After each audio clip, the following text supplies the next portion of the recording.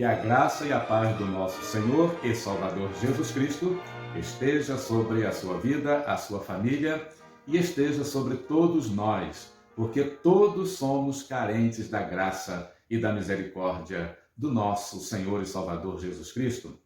Seja bem-vindo ao nosso canal da Primeira Igreja Batista em Cabo Verde, Minas Gerais, onde nos preocupamos em orar pelas famílias, orar uns pelos outros, sabendo que a oração pela família é uma herança eterna, como disse Sam Tipton em seu livro Orando pela Família, uma herança eterna. Nós também nos preocupamos, no bom sentido, com a proclamação do Evangelho da graça de Deus em Jesus Cristo, em sua essência, proclamação do Evangelho em sua essência. Por quê? Porque há muitos outros evangelhos sendo pregados. E a recomendação, o alerta, o espanto de Paulo, que disse para os Gálatas que ele se admirava, ele se espantava com o fato daqueles irmãos que foram evangelizados corretamente, o verdadeiro evangelho em sua essência, mas tão depressa, disse Paulo, eles estavam deixando o evangelho da graça e voltando para a lei, colocando a lei como requisito para a salvação. Estavam rejudaizando o evangelho. Nós vivemos num tempo em que isso piorou, aumentou muito essa tendência, como disse o saudoso pastor Isaltino Gomes Coelho Filho, um dos melhores escritores que nós já tivemos aqui no Brasil, né, e no mundo, e ele escreveu 2 vezes no Jornal Batista, foi publicado um artigo, a rejudaização do cristianismo. Muitas igrejas voltando ao Velho Testamento e às práticas do Velho Testamento. Estamos num momento muito complicado, muitas heresias, muitos falsos evangelhos, os evangelhos anátemas, como disse Paulo aos Gálatas, dos quais nós devemos ter a ojeriza, isso significa anátema, coisa que se deve ter ojeriza, né? Não aproximação, não tolerância com o evangelho anátema, fugir dele. Então nós nos preocupamos com a proclamação e com a vivência desse evangelho em sua essência, o evangelho da graça de Deus em sua essência, contra os evangelhos anátemas que existem, né?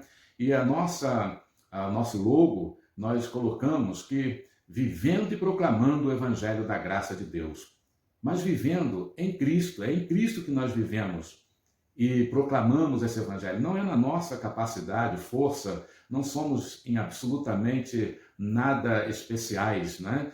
Somos dependentes da misericórdia do Senhor e é na graça do Senhor que buscamos o fortalecimento, seguindo o conselho de Paulo a Timóteo. Tu, pois, meu filho, fortifica-te na graça que está em Cristo Jesus, não na sua própria capacidade, não na sua própria força, não é mesmo? E nós continuamos agora pensando no evangelho eficaz.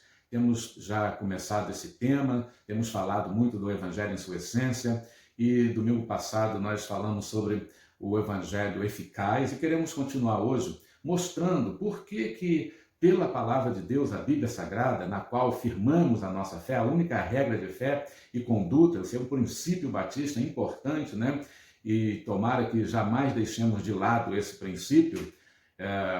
Estamos sendo positivos aqui, né? Porque já não está tanto assim naquele nível de importância esse princípio.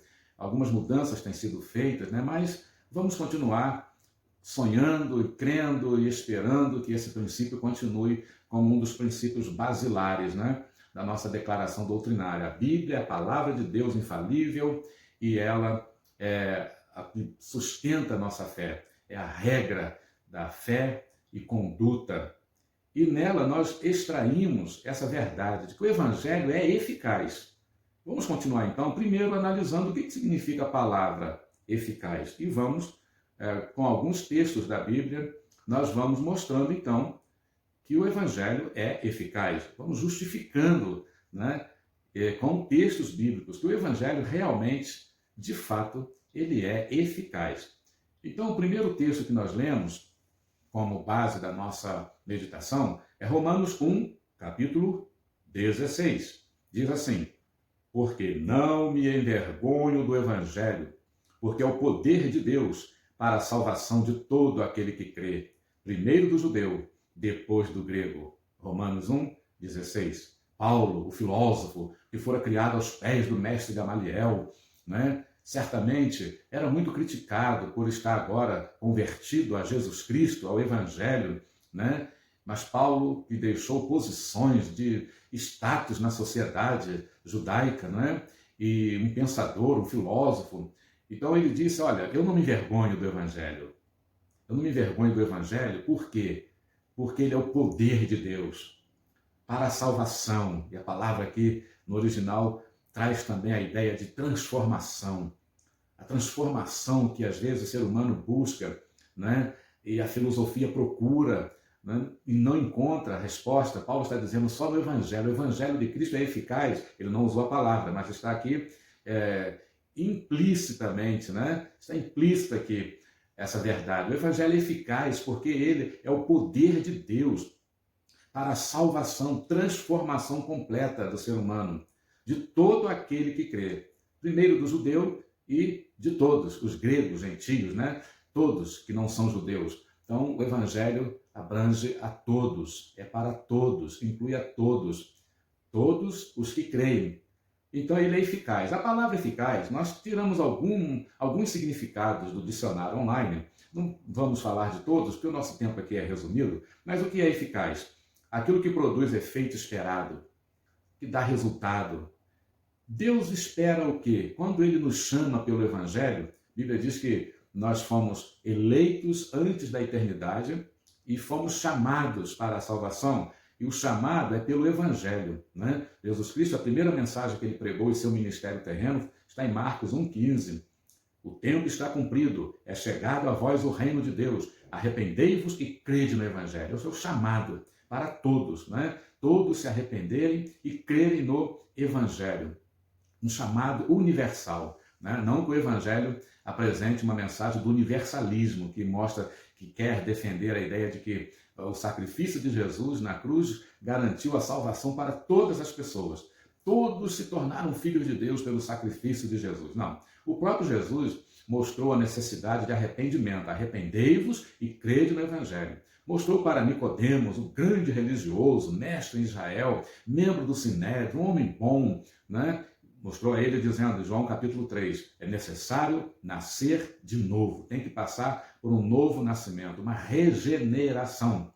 Então, Jesus não pregou o universalismo. É necessário ouvir, crer, se arrepender, se render a ele para ser salvo. Mas o Evangelho é o chamado de Deus. Que efeito Deus espera? Bom, 1 Timóteo 2, 3 e 4, não vamos ler o texto todo, mas está dizendo assim, isso é bom e agradável perante Deus. O que agrada a Deus? O que é bom? O que Deus espera? Deus, nosso Salvador, que deseja que todos os homens, as pessoas, sejam salvos e cheguem ao conhecimento da verdade, ao pleno conhecimento da verdade, em Jesus Cristo. Então o Evangelho é o chamado para isso, é o que Deus espera, isso agrada a Deus. A filosofia anda atrás desse conhecimento da verdade, mas nunca chega, né? E só especula.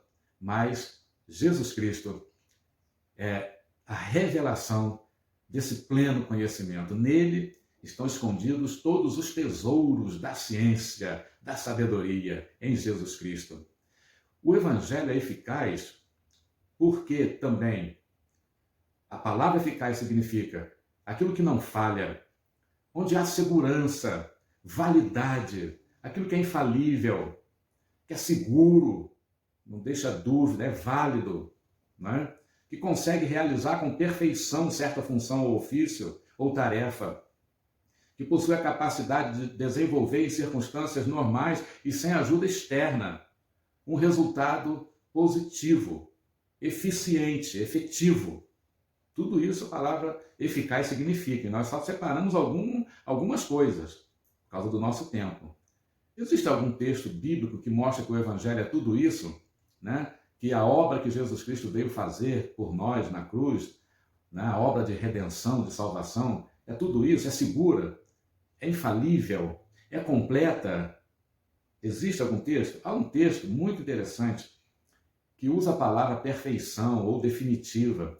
Hebreus 7, 25 diz assim, portanto, ele, Jesus Cristo, é capaz de salvar definitivamente, perfeitamente, aqueles que por meio dele aproximam-se de Deus, pois vive sempre para interceder por eles. Salva perfeitamente, definitivamente, sem necessidade de ajuda externa, como vimos a palavra eficaz significa, sem necessidade de ajuda externa.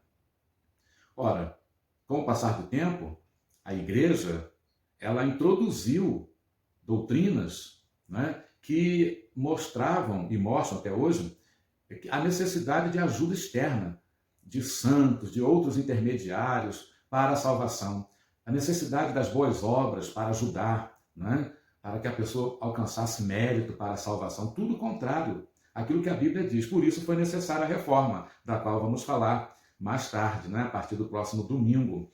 Nós vamos falar um pouco sobre a reforma. Por que foi necessária a reforma? Porque a igreja mudou aquilo que está na palavra. Pela graça sois salvos, por meio da fé. Isso não vem de vós, é dom de Deus. Não vem das obras, para que ninguém se glorie. A igreja fez exatamente o contrário, a igreja da Idade Média, por exemplo.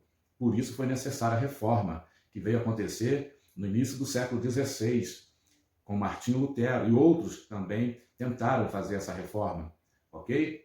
Mas o Evangelho mostra essa eficácia, a obra que Jesus veio fazer pela nossa redenção, derramando o seu sangue na cruz do Calvário, é uma obra perfeita. Ele pode salvar perfeitamente e definitivamente, sem a possibilidade de perda, definitivamente, aqueles que por ele se chegam a Deus. E eficaz também aquilo que é convincente. Vamos encerrar aqui aquilo que é convincente e alcança o efeito desejado, o resultado desejado, ok? Como que o Evangelho é convincente? O que Deus usa, né, para convencer? Jesus disse que o Espírito Santo, ele é o que convence o ser humano do pecado, da justiça e do juízo. Vamos apenas citar o texto que está em João, Evangelho, capítulo 16, de 7 a 13, você pode conferir. Então o Espírito Santo convence do pecado, da justiça e do juízo, para que as pessoas possam crer no Evangelho, se arrepender, confessar o seu pecado a Jesus e a ele se render, a ele se entregar e ser salvo. E o resultado alcançado é qual? O último versículo, Isaías 53, 11, muito interessante. 600 anos antes de Cristo, o profeta Isaías disse o seguinte a respeito da obra de redenção que Jesus iria fazer na cruz do Calvário. Ele viu Jesus na cruz, 600 anos antes, mais ou menos. E ele disse assim, Isaías 53, 11, ele verá o fruto do trabalho de sua alma e ficará satisfeito. O meu servo, o justo, com o seu conhecimento, justificará a muitos, porque as iniquidades deles levará sobre si. Jesus na cruz viu o resultado do trabalho dele, da obra dele, do sacrifício que ele fez pela nossa redenção. E ele viu as pessoas que seriam alcançadas por essa graça, iriam ouvir esse chamado, iriam crer. E isso alegrou a alma de Jesus na cruz, em meio a todo aquele sofrimento. Se você ouviu o chamado do Evangelho e creu, e se converteu a Jesus como seu único e suficiente Salvador, saiba que você foi um motivo de alegria, de satisfação para a alma de Jesus, enquanto ele estava passando por todo aquele sofrimento na cruz. Que mensagem maravilhosa! O Evangelho é maravilhoso, é uma boa nova, maravilhosa. Poxa, com tudo isso, ainda existem pessoas que abandonam o Evangelho? Será que ouviram o Evangelho da graça realmente? Será que creram de coração, não apenas com a razão, mas de coração rendido, aberto nesse Evangelho? Porque se fosse, dificilmente a pessoa poderia abandonar uma maravilha tão extraordinária como essa, não é mesmo? E por que foi necessária a reforma? Isso fica para o nosso próprio próximo encontro, né? Como que a igreja abandonou essa verdade tão maravilhosa, né? A ponto de ser necessário mais tarde uma reforma protestante. E um grupo que, dentro da reforma, quis fazer uma reforma mais radical, os reformistas radicais, os anabatistas. fica para o nosso próximo encontro. Que Deus nos abençoe, que os nossos corações a cada dia se abram, se rendam a essa verdade maravilhosa do Evangelho da graça de Deus em Cristo Jesus. Um grande abraço. Amém.